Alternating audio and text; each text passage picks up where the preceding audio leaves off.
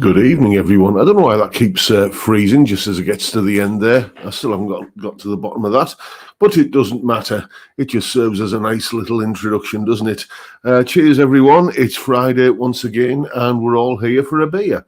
That wasn't an intentional rhyme, by the way. It just came out. Cheers.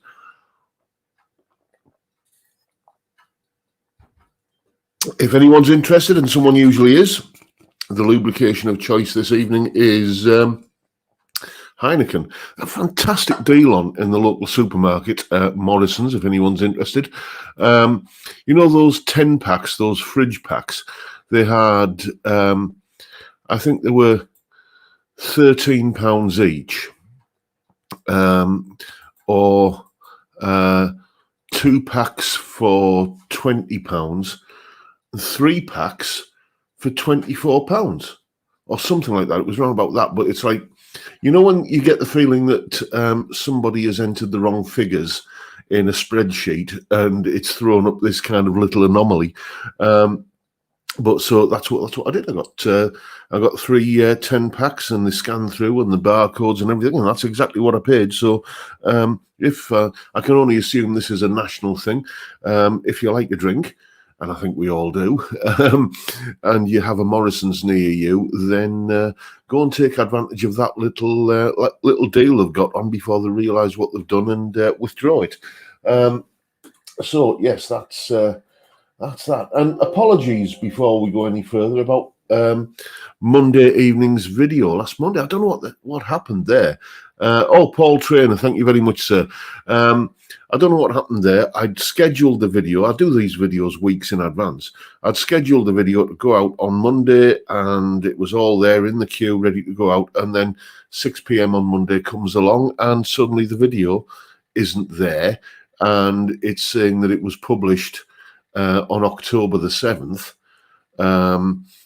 which is a date before I actually made the video.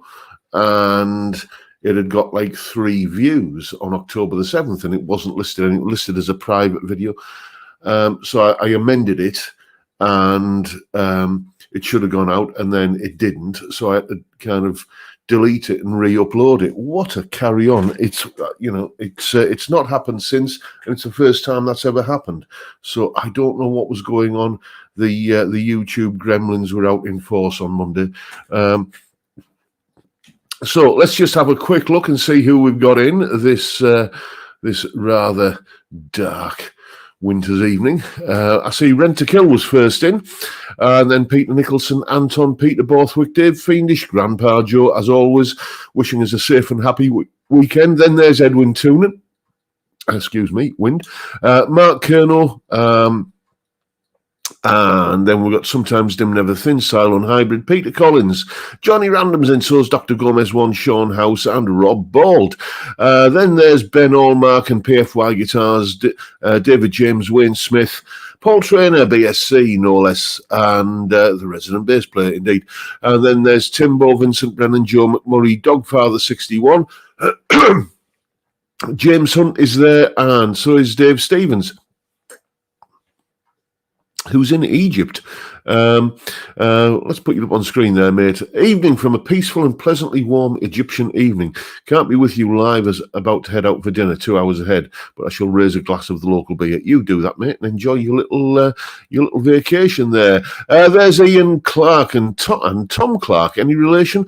And then we got Frank Bolam, Dave Snack Stevens, Dogfather 61 is in.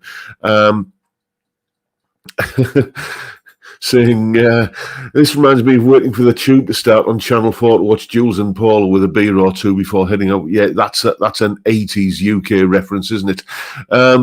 Then we got John Ross, Savvy 64, and we've got Phil, Marvellous Bloke, Derek Clacton, Ian Rouse, and Chip Young is in. So is Geronimo and David Evans, and who else we got? We got 60s Man, and there's Bill Mumbo, Steve E, Michael Purcell, Deco Dude, Malcolm Spillett, and who else? Let's have a look. Theme Tunes is in, and I see we've got Chris Otterwell, Rexamatic, Robert Galbraith, And scrolling down a bit further, I can see that we have got Moto Takahe. I've been speaking to you this week, and you put me right on the pronunciation. Excuse me. Then, who else have we got? I've got a cough. That same cough I had last week. Nancy Davis is there, and so is... let's have a look. Scrolling down, I see we've got Jimmy James. If I haven't mentioned you already, I just have. There's the Lamb. How are you, mate? And I'm going to be emailing you this week as well, actually. You know what it's about, but we'll keep that under wraps until the big reveal next week. Anyway, moving down, I see we've got Colin Falcon and old Mick the Trier, who's already had a couple. Keep the great content coming. I shall endeavour to do so, mate. I'll keep the content coming, whether it's great or not isn't for me to judge. Then who else have we got? We got watches and guitars strapped by 999, and the Essex Cat is there. So is old Mick the Trier. I'll answer that question when I got to the end of the roll call, mate. And there's Calby and the Rocco Cat and John Mack. I do apologise. This cough is making an unwarranted appearance. Steve Cassidy guitar, there you are, mate. Nice to see you. Thomas Mulvaney is in, so is Cyborg Guitars. William Forrest, Pablo Hank, and Midman 74. MG is in, so is Dudley Squat, and Nathan Ron Wells, and Ian Geddes. There's Martin Bix, and we got Jay Aoyong. I was wondering when I'd find you in the chat, mate. And scrolling down, we've got Roy Angel. Oh, is that Roy or Ray Angel? I think it's Ray Angel, isn't it? I do apologise. My eyes aren't what they were. Yes, they told me it'd make me go short-sighted, but I didn't listen. And then there's Neil Roberts and Anthony McManus. Triple Distilled is in. So is... let's have a look. Who else we got?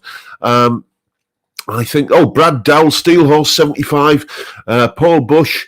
And I believe, Andrew Stoddart is in. So is Randy Upchurch, and I think that may. The Gissy 77 saying hi from Norway. More beer, John. Clear that throat, indeed.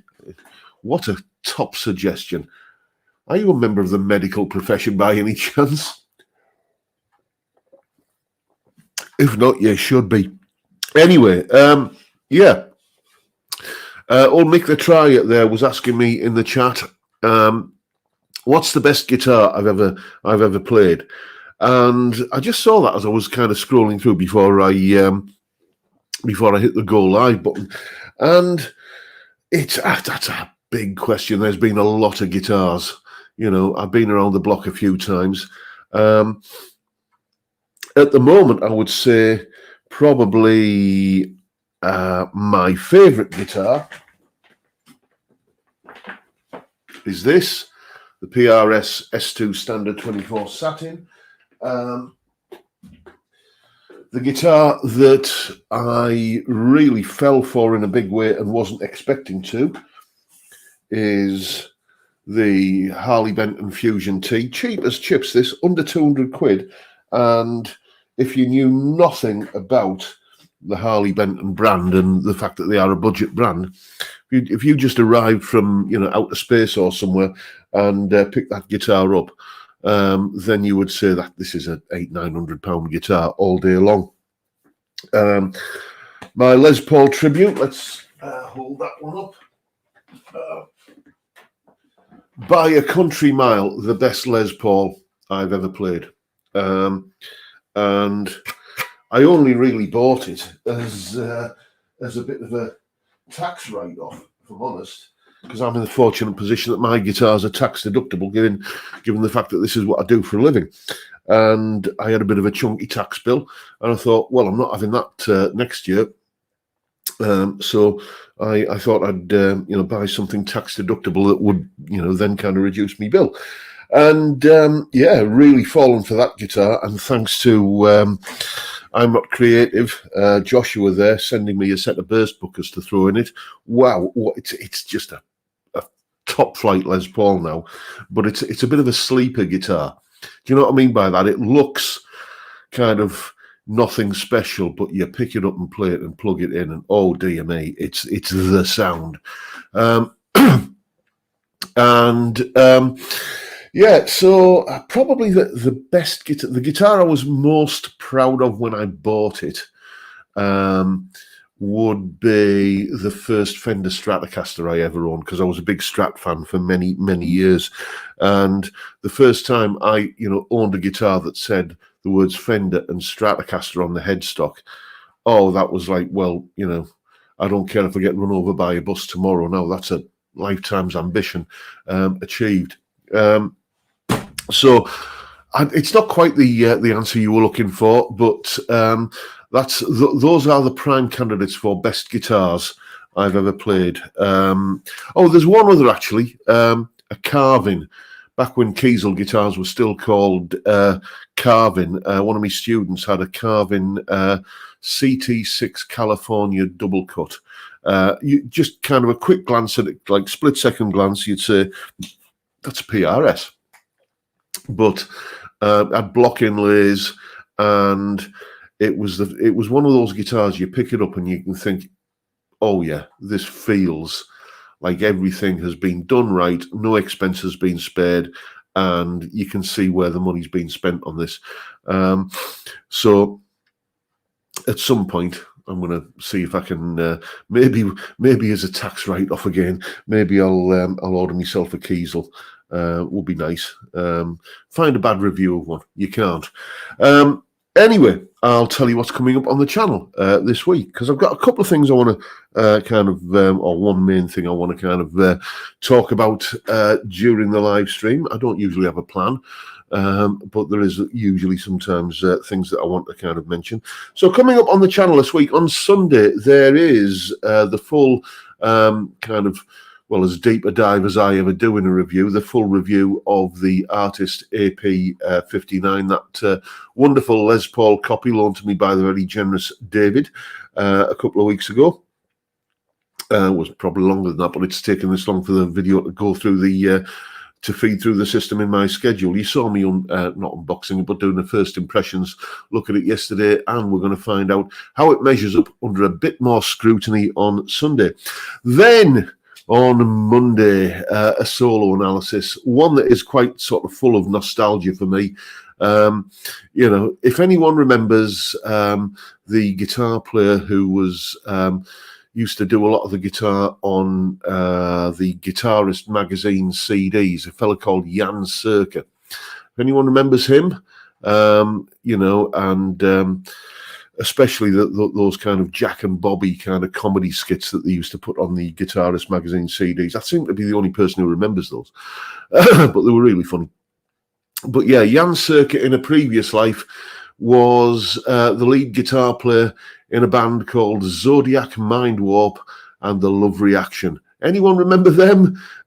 Kind of a bit sort of Steel Panther-ish. They were a sort of parody of an 80s rock band back in the 1980s.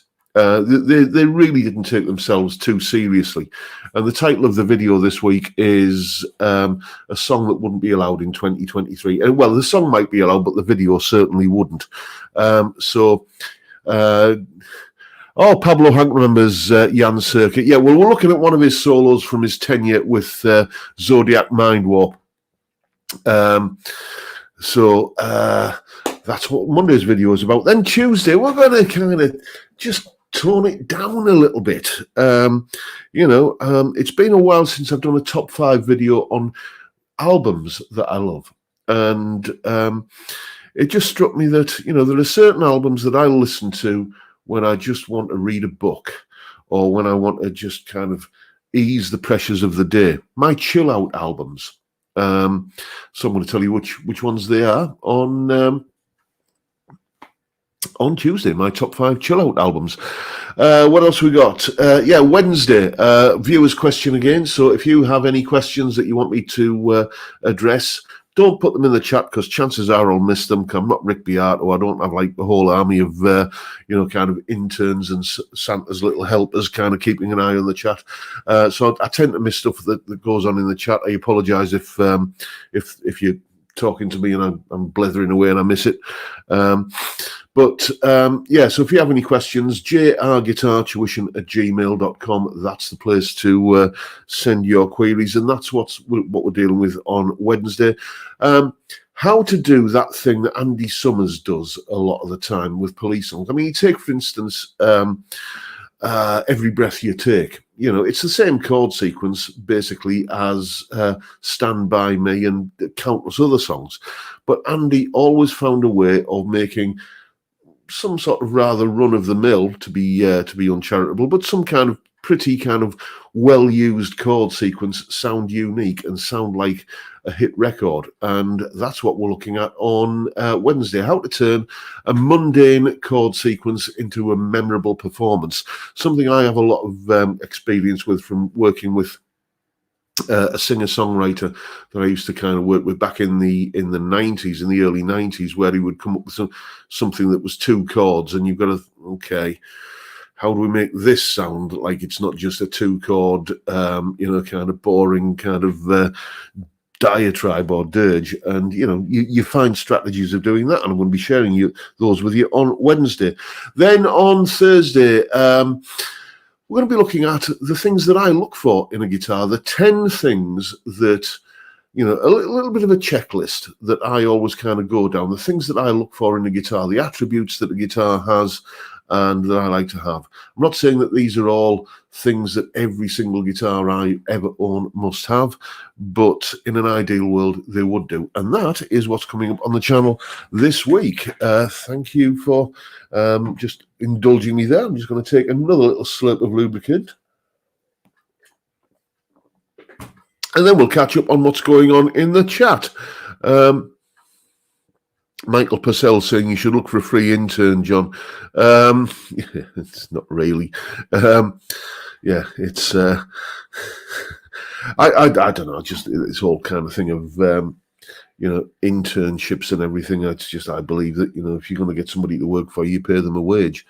I've been on the other side of that many a time. Again, going back to the time when I was working in a band with that singer-songwriter dude back in the 90s, he was always wanting to call the shots, and I was saying, look, mate, if you want to be me boss, pay me a wage. A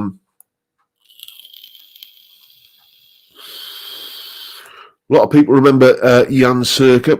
Cy Rollinson saying Jan is a cracking guitar player. I see we've got GRB Aquatics in there as well.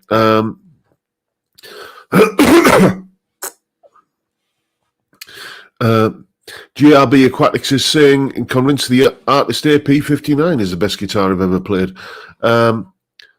Well, no, it's that's it. This is an incredibly personal thing. The example that I had, though, did have a couple of issues, and you'll find out what they are on Sunday. I see we've got Marlin in. How are you, mate? Let's have a look.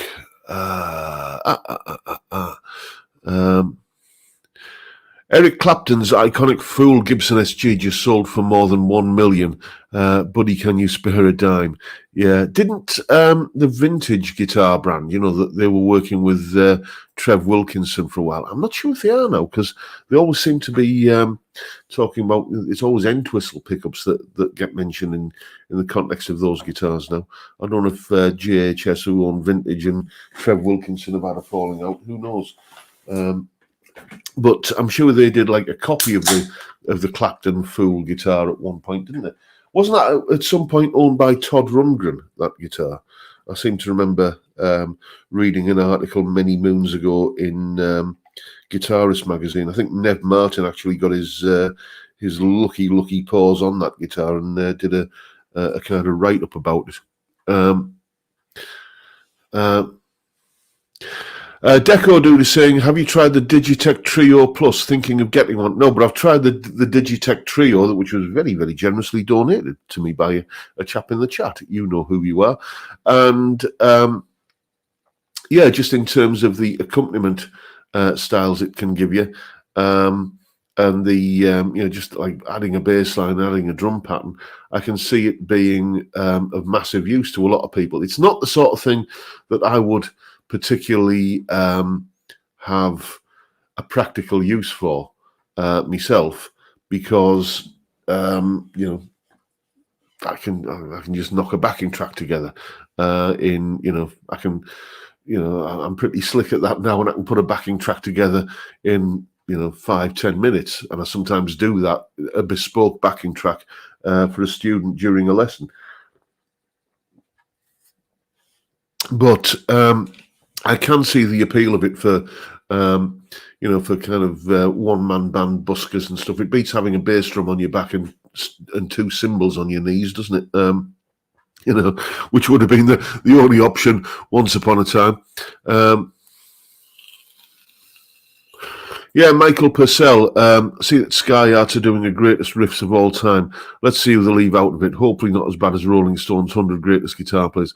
Yeah, Phil McKnight, a man who has influenced me in many ways, said the thing about these lists is that they are just a quick and easy way of generating rage, because why aren't you talking about this guy? Or why did you put that guy on the list? Or why do you, all this kind of stuff.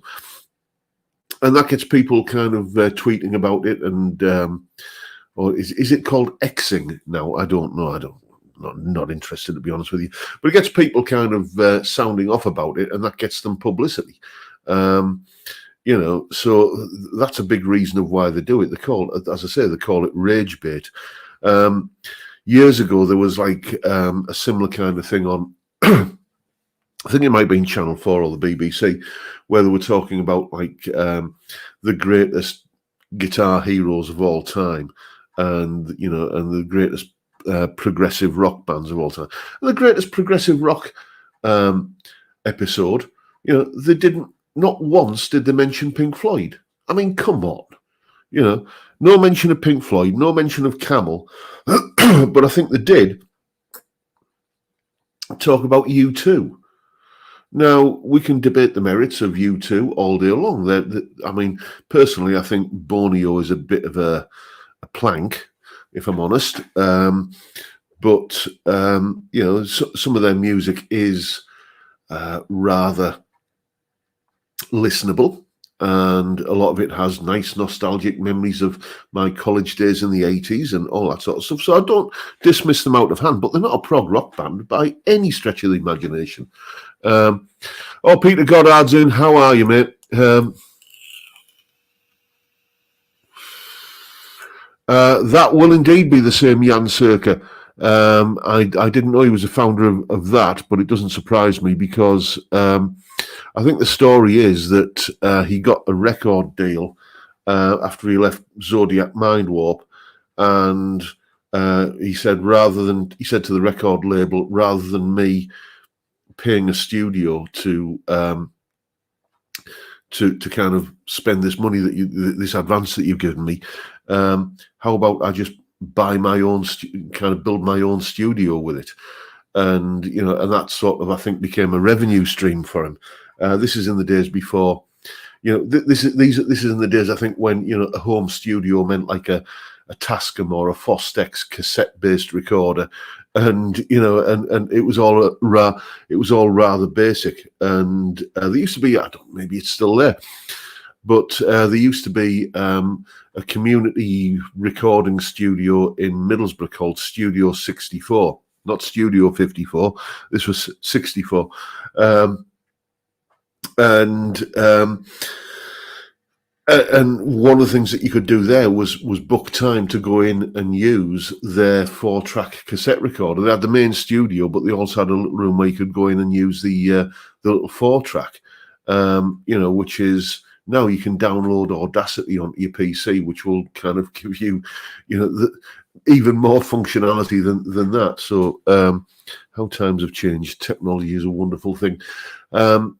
But yeah, so I think he kind of used that advance from his first record contract or whatever to build his own studio, and you know, and then he started. I think he wasn't producing all of the music for the Guitarist magazine CDs back in the day when magazines used to come with CDs.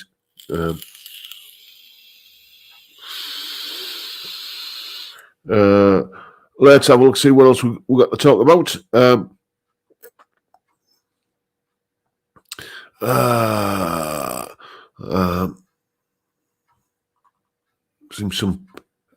Some people, Carl Thomas saying Camel have done some fantastic stuff. Yes, indeed. I mean, find me a better album than the Snow Goose. You know, that sort of period, like kind of Mirage, Moon Madness, Snow Goose, pretty much everything up to what was that last the album with the spaceman on the cover? Is it I Can See Your House From Here? Something like that. Anyway, but that early period of Camel is you know, really, it's just magical. I think you know, I should do some more. Have I ever done a Camel guitar solo? I can't think that I have, and I think the reason is because Andy Latimer from Camel was never really a soloist. You know, he did instrumental sections, but it's like, you know, it's a composed instrumental section that's like 3 minutes long. How do I take a segment of that and do a solo analysis of it? Because if I do this bit, somebody's going to say, well, why didn't you do that bit? You know, every time I'm on the kind of sniff for thinking, right, I need to kind of do some solo analysis videos. Camel are always on my list, and I always kind of seem to find a reason to talk myself out of doing some Camel stuff.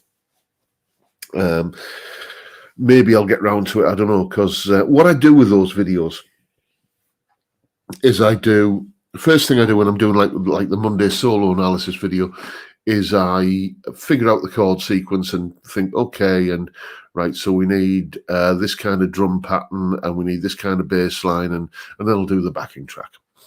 Then I'll put the chord sequence into Guitar Pro and sit with the recording of the solo and figure it out and tab it out. Then I'll learn the solo from that tab and do the performance. Then I'll do the kind of, and here's the explanation kind of part of the video. And then all of those separate things just sit in a folder in Dropbox until, yeah, let's do this one this week, and I'll just choose one that I've got pre-done, and then I'll just sort of stitch it together with the hello chaps, welcome to John Robson Guitar Tuition, you know, kind of spiel that kind of links all these different parts together. So, you know, and I'll spend maybe if I've got a day off on a Sunday or something, I'll spend, or no lessons on a Sunday, not quite the same as a day off, I'll spend an entire Sunday just kind of doing a bunch of kind of component videos like that. So yeah, Camel, I should really do some.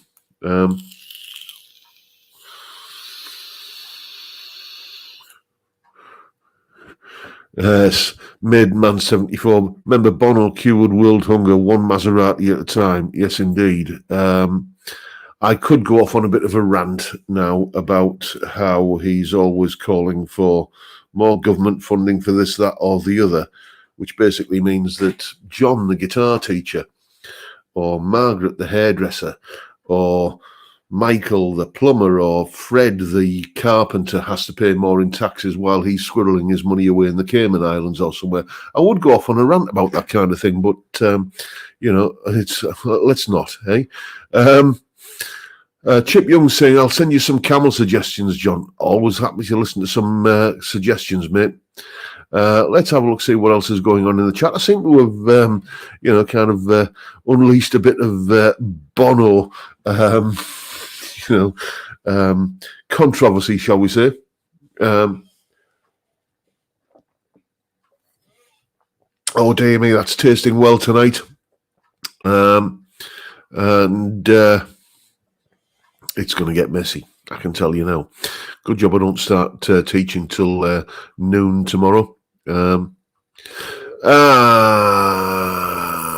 have a look. Deco Dude saying, I don't have a computer, so the Digitech looks okay, and it could help with my songwriting. Indeed, mate. Yep. You know, if you don't have a PC, I mean, to be honest with you, I was, you know, a reluctant convert to the idea of owning a computer. You know, I mean, many people had computers back in the 90s. It was the year 2000 when I got my first ever home computer in that lovely beige colour. There used to be that every computer came in those days, with me little 15-inch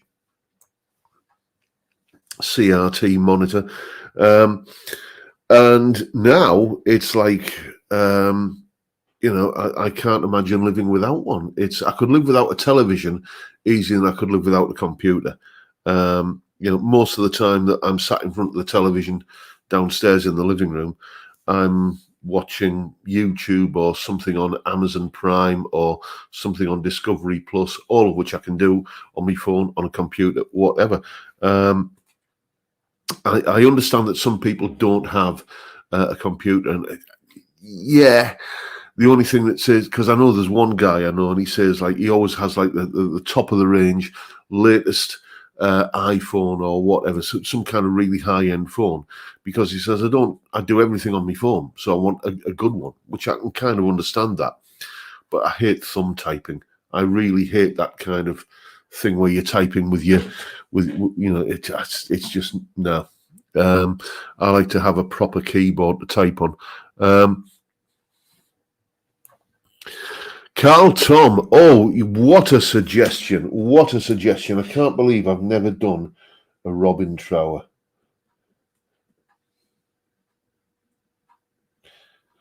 As it happens, I was listening to Bridge of Sighs this morning. You know, it's a fantastic album, that, you know. It's one of those albums that if you only have one Pink Floyd album, make sure it's Dark Side of the Moon. If you only have one Peter Frampton album, make sure it's Frampton Comes Alive. If you only have one Robin Trower album, make sure it's Bridge of Sighs. Anyway, chaps, I've just remembered I have something to talk to you about. Excuse me a second.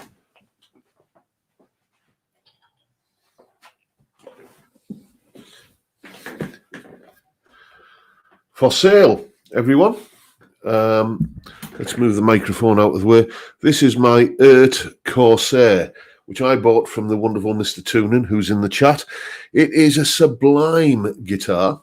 Everything that you've heard about the necks on these guitars is absolutely 100% true.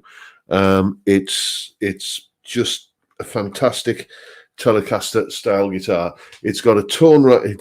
I think I've still got the original pickups, but we have a tone rider, Alnico 2 blues in the neck, and a Hot Rails style Artec Alnico 5 humbucker in the bridge. We've got locking tuners, and it's a fantastic guitar. So why am I selling it? I'm being pragmatic about this. There's another guitar that I want to fund the purchase of, and great guitar though this is. When I want the Telecaster thing, I tend to pick up the Paisley. When I want the humbucker thing, I tend to pick up either the Harley Benton Fusion or the PRS or the Les Paul. This guitar sort of falls between a few different kind of cracks for me, and consequently, I realised the other day that I hadn't played it in about 6 weeks. So once that kind of switch has kind of gone in my mind, it's right, this guitar ain't earning its keep. It's time for it to go. If you're interested in this guitar, jrguitartuition@gmail.com. Hit me up, and I'm looking for offers around 200 quid. Okay. That's less than I gave for it, but with the revenue that it's earned me in YouTube videos and stuff, that's going to kind of mean I kind of just about break even. Yeah, it is a lovely looking top. It's a veneer, but it is a beautiful looking top, and stainless steel frets, these fantastic hemispherical fret ends, which on this camera I can't show you, but fantastic guitar, absolutely epic guitar. It'll do pretty much any style. I'm talking myself out of selling it now, but it's, as I say, I have other guitars that tend to do the same sort of thing as this, and fantastic though it is, I find myself just not really playing with it. I bought it as a little birthday present to myself earlier in the year, and I've had me fun with it. So if you're interested, jrguitartuition@gmail.com. Get in touch. Couple of £100, it could be yours, and might be a nice little Christmas present to yourself. There's another guitar that I'm looking to fund the purchase of. So this one is going to. It's like Colin from Guitaristas says. It's just keeping the kind of turnover going so that you can fund the purchase of new guitars, really. And it's the review videos and unboxing videos always seem to do the best for me. So if I can, as I say, I've had me fun with that. If I can break even on it and move it on to somebody who is going to play it. Honestly, those guitars, everything that you've heard in YouTube videos about how sublime they are to play, believe it.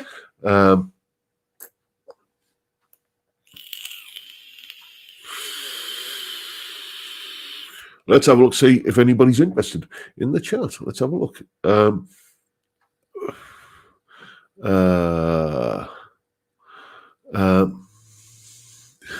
The Lamb's saying, if I hadn't promised the air fryer for Christmas, I'd take it. We've already got an air fryer. It's the best thing in the world. It's things that you would usually have to turn the oven on for and wait for the oven to get up the temperature. You can have done in the air fryer in kind of no time at all. Best thing ever.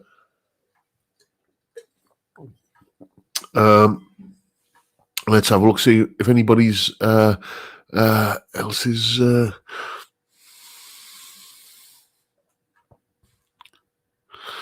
Michael Purcell is saying, all these streaming services are getting hard to find anything good. You're lucky in the UK with more choice. Would like to have BritBox in Ireland. You could probably get it with a VPN, mate. I do know I have people that I speak to in the States who have BritBox. Steve Cassidy saying 5 favourite things to chuck in the air fryer. That might be a video. There might just be a video in that, Steve. Let's have a look. Anyway, usually somebody asks me what's on the Robson menu this evening, and I always answer curry, of course, because it's Friday. Well, this Friday is different. I decided it was the time of year to get the slow cooker out of the cupboard under the sink, and that is what we're having tonight. There is still currently a beef casserole bubbling away in the slow cooker. I think some people call it a crock pot, but these kind of things where you plug it in and it just kind of cooks all day. Beef casserole. That's been going since 8 a.m. this morning. It's currently, where are we now, 20 to 6 this evening, and it's just got I had a sneaky little taste before I came up, and it's all rich and thick and meaty and unctuous and gorgeous. So we're having that with some crusty bread and butter. Let's have a look. Michael Purcell is saying, have you priced shipping to Ireland? I could look into it, mate. I could look into it.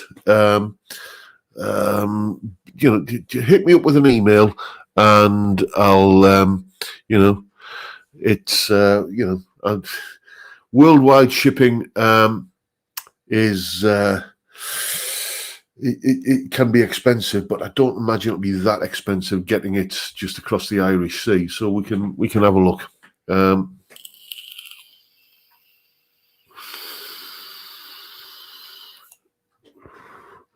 Let's have a look.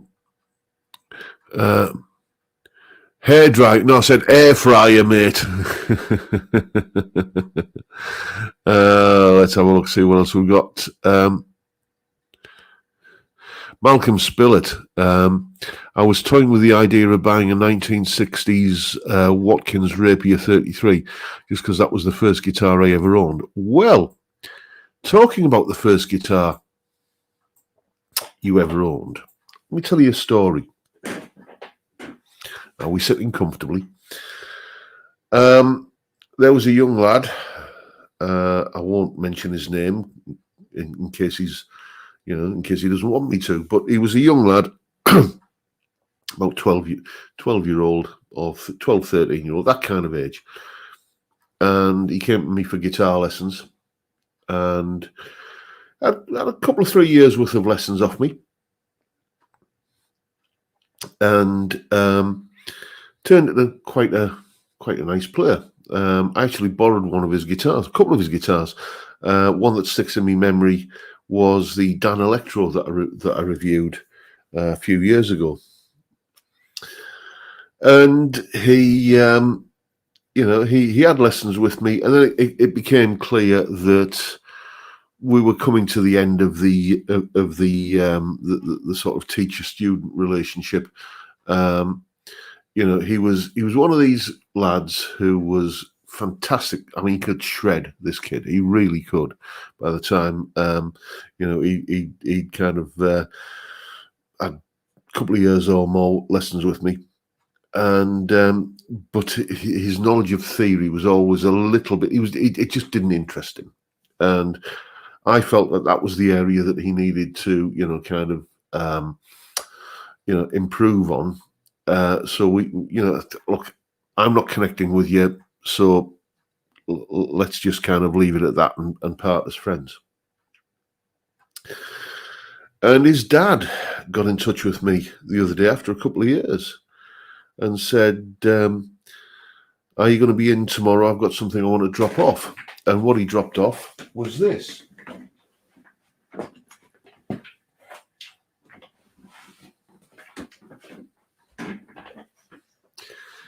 A satellite Les Paul copy. They'd hunted one down, and just as a little thank you for the work I'd done with the young lad, and a 1970s bolt-on neck plywood Les Paul copy. It wasn't my first electric guitar. I had a Woolworths Top 20 before this, but this was the guitar, not this one, but my satellite Les Paul copy was the guitar that got me into, my first band, and I may have even done my first recordings on one of these. Mine was Sunburst. This is more of a kind of a double-bound Les Paul custom kind of affair. But yeah. And he dropped it off, and I said, "Oh, thank you so much. Thanks for the loan of it." He says, "It's not a loan." He says, "It's yours. You've talked about your nostalgia for the satellite Les Paul copy many times on your YouTube videos, we found one, and it's yours." So, and I was actually welling up.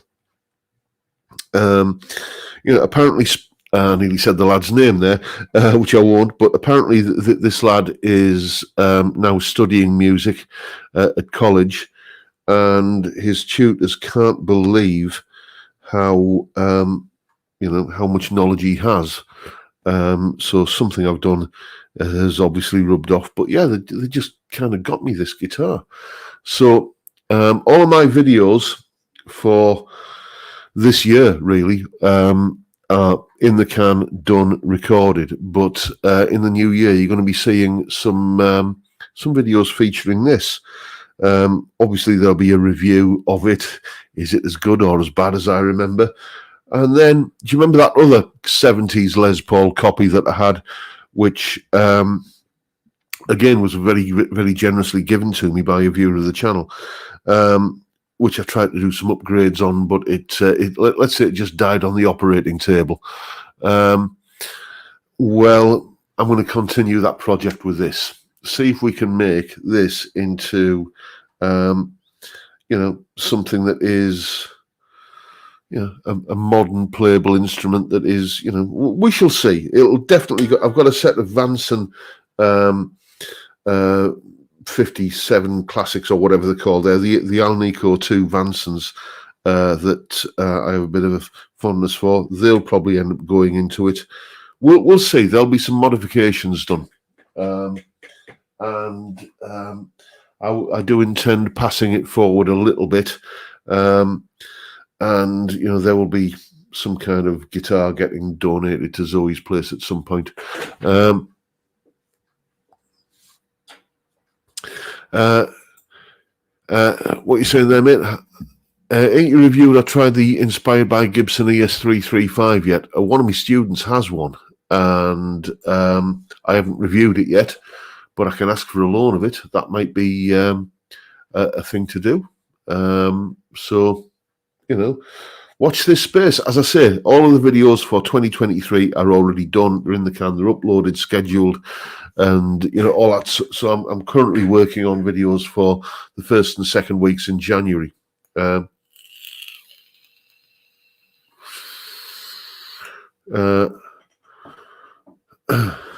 John Mack saying, let's hope this doesn't die on the operating table.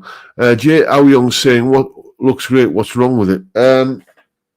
If you're talking about this guitar, these were 70s made guitars, which were made cheaply out of, shall we say, not the most noble of materials.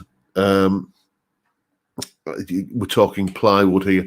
My old these pickups, they look like humbuckers, but they're not. If this is the same as my old Satellite, they are just cheap ceramic single coils inside humbucker covers.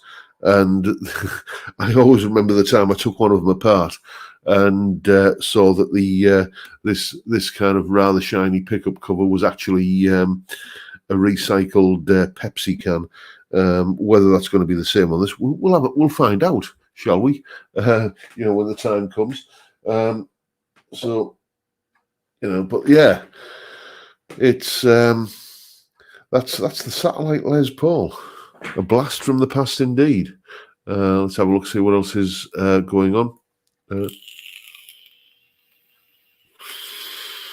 James Hunt saying, plug it in and give it a blast.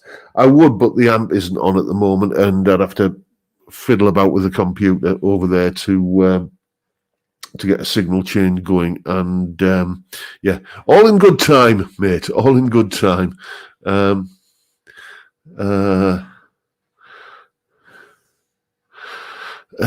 have a look, see what else we got. Triple is still saying people value you, John. Well, thank you. I mean, it is a genuinely. I mean, I do kind of josh around and joke and kind of be quite self-deprecating on here a lot of the time, because I'm British. That's what we do. But it is very, very humbling to have that kind of gesture, and it's genuinely touching.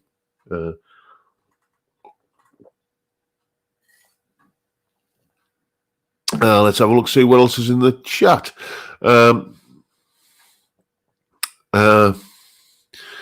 Peter Collins had a JHS Les Paul copy that looked just like that in 1980. Plywood body, plastic cap instead of maple, and single coils in humbucker covers. Yeah, there was a lot of them around then. So this is what sort of does, I must admit, get on my throat-knees a little bit when people talk about cheap guitars these days, how they, and look at this Harley Benton, it came with a jack socket that's loose, and these tuners aren't very good, and there's a bit of fret buzz. You don't know you're born,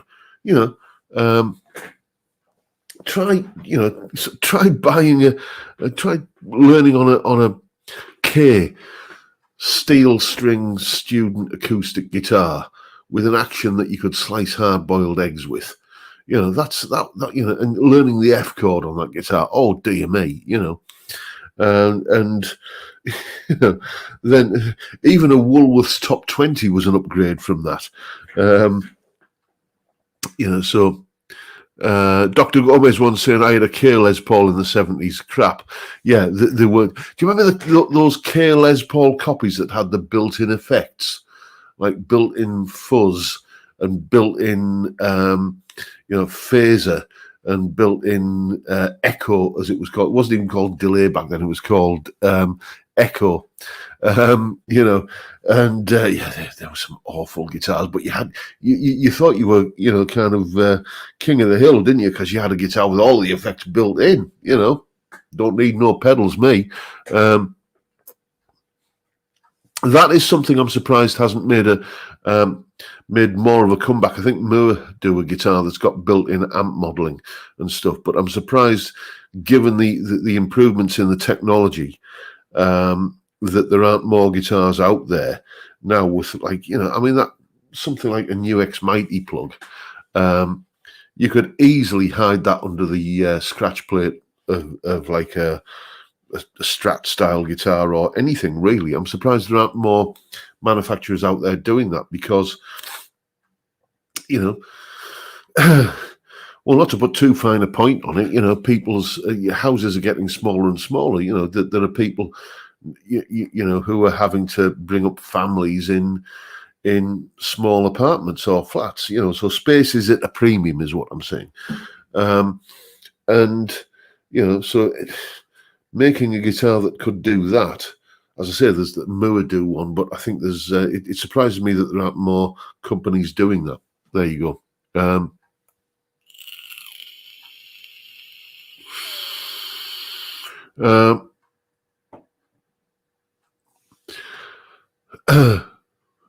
Anton is saying a guitar with auto-tuners, what a great idea. Not. Yeah, I mean, you're referencing those Gibson robot tuners. I mean, that was a spectacular own goal, wasn't it? The fact of the matter is that if you're at a point where you're probably going to spend, $2,000 or thereabouts on a guitar, you probably know how to tune it. So, I mean, what was it? Fret King did a guitar with sort of robotic tuners on it at one point, didn't they? And it's been tried a few times. Gibson weren't the first to try that particular avenue, and I can't think of any guitar that's actually done that where it was a rip-snorting, barnstorming success for the company involved. So, what made Gibson think, yeah, let's that idea that's failed 2 or 3 times in the past, yeah, we're going to do it and we're going to make it work. Yeah.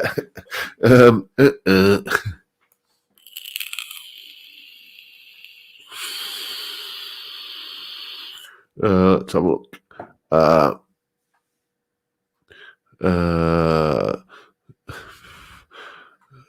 Neil Roberts is saying, K-Strat with effects and strings made from cheese wire, good for cutting cheddar in the palms of your hands. Yes, there speaks a man who lived through the 70s. In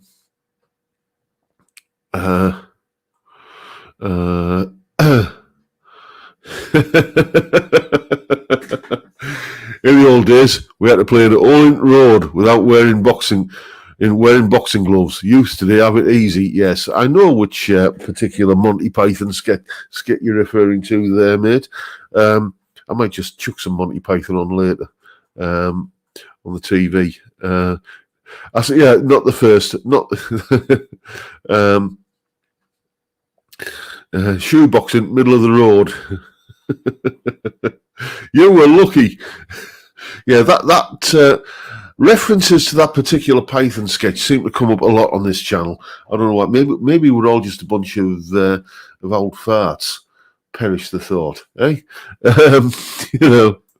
But we are. I think we all are. Looking at my YouTube analytics, as I occasionally do in a moment of boredom, I do look at the demographic that I'm talking to as I'm sat in front of this webcam, and it's 99.6% male, and that's the figure that sticks in my head.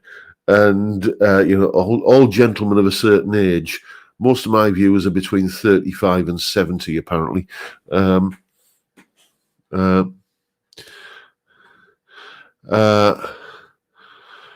Yes, indeed, Peter. It was not the was it called not the 1948 show? Not, it was, but it did get resurrected under Python many times. You know, most notably, I think at the Hollywood Bowl.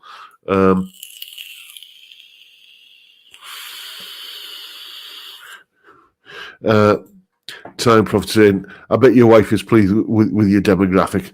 Yeah, well, when you've been married as long as we have, it's, there is I don't think she's concerned about me, falling for any online floozies.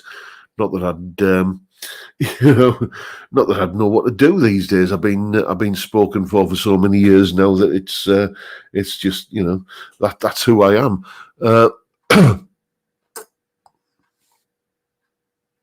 Malcolm Spillett saying some of us are over 70. Yeah, I did. Well, it's like a kind of there's a graph, and the kind of peak is in the sort of a slightly older age group than I belong to. Anyway,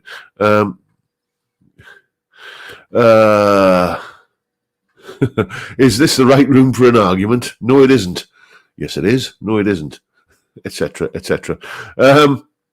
Let's have a look.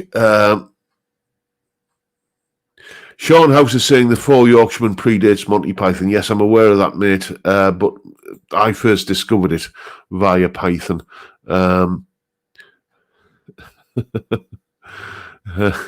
Young thinking, old farts, indeed. Iggy Tommy saying, my first guitar was a Hofner Professional SE35. Oh, moving up in the world, a Hofner as your first guitar. Dear me. There are some kind of youngsters I talk to now, and their first guitar is a Fender Stratocaster. Fenders, albeit like a Player Series one or whatever. And it's not the majority of them, but, you're getting people who, 14, 15-year-old, they're getting a Fender Stratocaster for their birthday. God, I would have absolutely, I would have fallen flat on my face if at 14 years old I'd been given a Fender Stratocaster. Just how times have changed, as they say. Let's see if there's anything else to talk about before we wrap it up for this evening. Cylon Hybrid saying, John, today Guitarist Mag was £7. I would rather buy a book. Know any good books, John? I can recommend a fantastic author. I'm reading one of his at the moment, a chap called Robert Goddard. If you like kind of gripping, kind of entertaining thrillers, try what would be a good Robert Goddard one? In Pale Battalions, or Past Caring, or Painting the Darkness. I think that's another good one. He writes intelligent thrillers about kind of innocent bystanders who get caught up unwittingly in kind of complicated conspiracies. Really, really good author. Keeps you going. Or Michael Connolly, the author who, if you watched any of the Bosch stuff on Amazon Prime, he's the author behind that. They're always a good read. So I can recommend those. And that takes us to 59 minutes and whatever, however many seconds it is in. And I can smell the beef casserole in the slow cooker, and I'm getting hungry, so I'm going to wrap things up there for tonight, chaps. Thank you once again, each and every one of you, for turning up and watching a Fat Bald Northern Lad talk absolute bollocks for an hour. It's been a blast, and I'll keep on doing it till you're sick of me. But for now, time, gentlemen, please.